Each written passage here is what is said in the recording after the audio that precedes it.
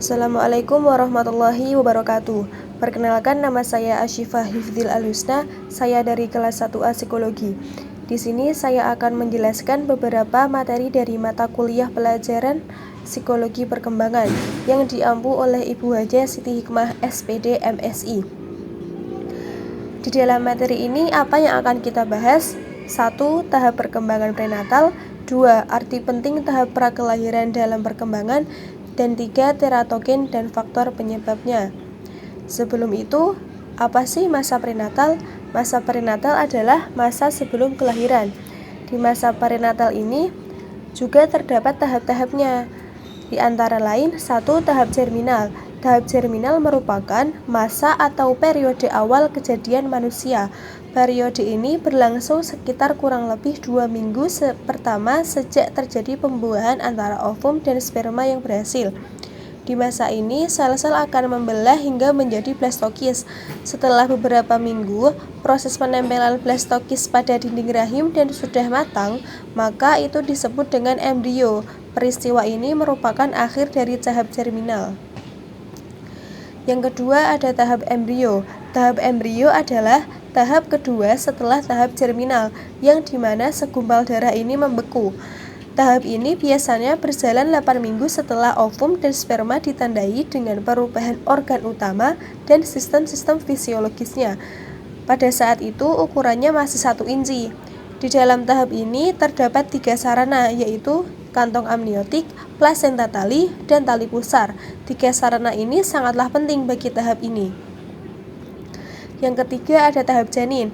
Periode ketiga dari perkembangan prenatal yaitu tahap janin. Periode ini dimulai dari umur 9 minggu sampai lahirnya bayi.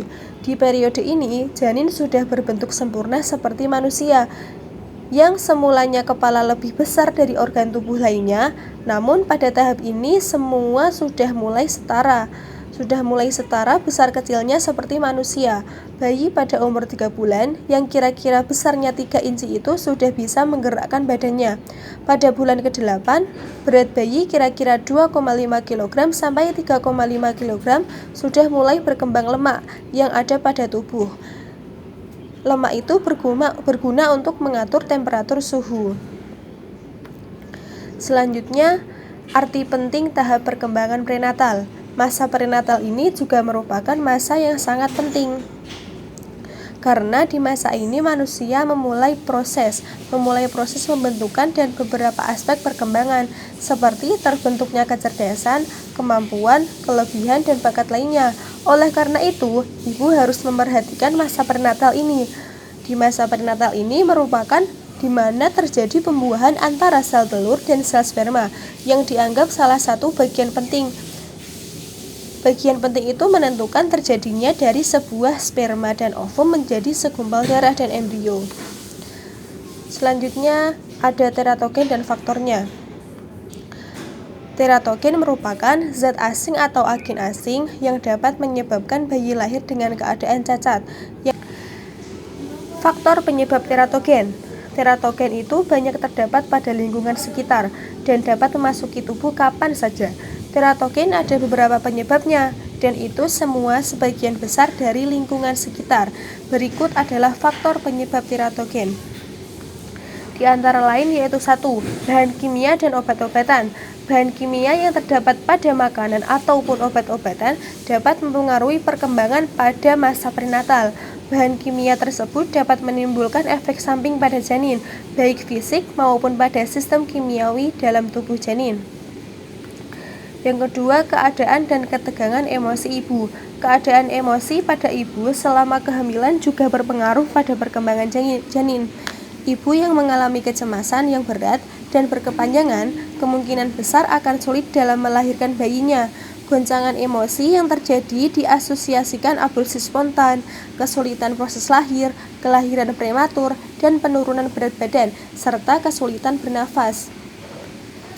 Yang ketiga ada penyakit yang diderita oleh ibu. Penyakit yang dialami ibu hamil juga sangat berpengaruh pada si janin, apalagi penyakitnya bersifat kronis dan menular. Contohnya tuberkulosis, kencing manis, radang saluran kencing.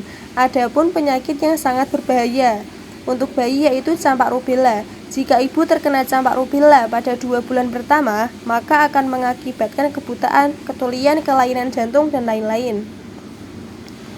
Yang keempat, ada kekurangan gizi. Dari beberapa faktor tadi, gizi pun juga berpengaruh dalam perkembangan janin. Hal ini karena janin sangat butuh asupan dan pada saat itu janin masih perkembangan.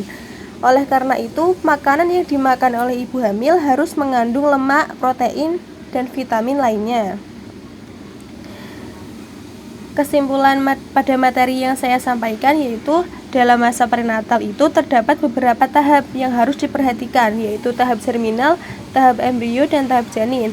Tahap perkembangan prenatal ini sangatlah penting bagi ibu untuk memperhatikan setiap tahapnya agar bayi lahir dengan sempurna. Tidak hanya itu, ibu juga harus memperhatikan kesehatannya dikarenakan ada banyak faktor yang menyebabkan bayi lahir dengan cacat.